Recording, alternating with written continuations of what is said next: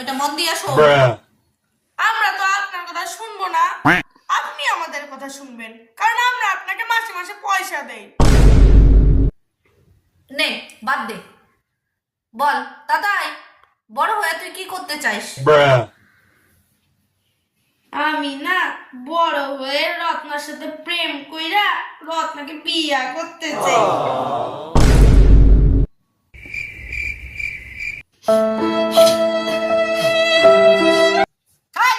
তোর আবার কি হলো?